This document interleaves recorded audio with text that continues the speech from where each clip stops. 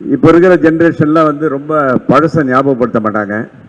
எனக்கு தெரிஞ்சு முழுமையாக கொஞ்சம் ஓல்டாக இருந்தால் கூட அதை ஞாபகப்படுத்தின பெருமை இந்த இயக்குனர் ஆகாஷ் பாஸ்கர் அவர்களுக்கு சேரும். அது இல்லாமல் என்னுடைய மகன் தான் சொல்லலாம். யார்? அதர்வா, என் புள்ள. அவர் கூட நான் வந்து ஃபஸ்ட்டு ட்ரிகர்னு ஒரு படம் நடித்தேன். அதுக்கப்புறம் 3 நிறங்கள். அதுக்கப்புறம் இந்த படம் ரொம்ப சந்தோஷமாக இருக்குது. அவங்க அப்பா கூட நடிக்கும்போது எத்தனையோ, அதான் என் லாங்குவேஜ் சொன்னால் எத்தனையோ கில்ஃபாசியான விஷயங்கள்லாம் இருக்குது. அதே மாதிரி அதர்வா கூட நடிக்கும்போது நான் வந்து ரொம்ப சந்தோஷப்பட்டேன்.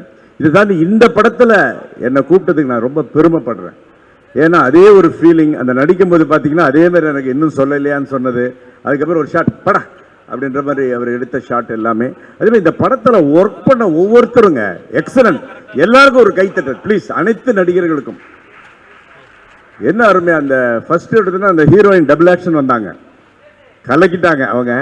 அதுக்கப்புறம் அதே மாதிரி கேட்க வேணாம், டாக்டராக வந்தாங்களே அந்த அம்மா, பேர் தெரியலையா, நான் பேர் சொல்ல வேண்டிய அவசியம் இல்லை, அவங்களுடைய ரோல். அதே மாதிரி எல்லாரும் அப்புறம் காம்பேர், அவங்க காம்பேர் மட்டுமா பல விஷயத்தை வந்து கவர்ந்தவங்க.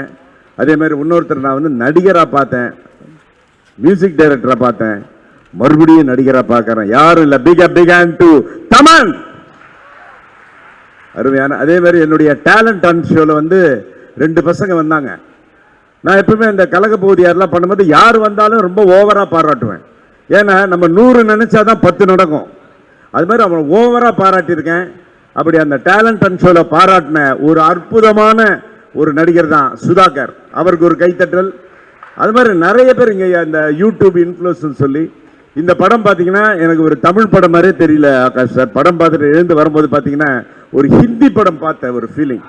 ரொம்ப வருஷத்துக்கு அப்புறம் அவ்வளோ ஆர்டிஸ்ட், எல்லா ஆர்டிஸ்ட், பழைய ஆர்டிஸ்ட், புது ஆர்டிஸ்ட் எல்லாத்தையும் மிக்ஸ் பண்ணி எல்லாருக்கும் வேலை கொடுத்த பெருமை இந்த இயக்குனர் ஆகாஷ் பாஸ்கர் அவர்களுக்கு.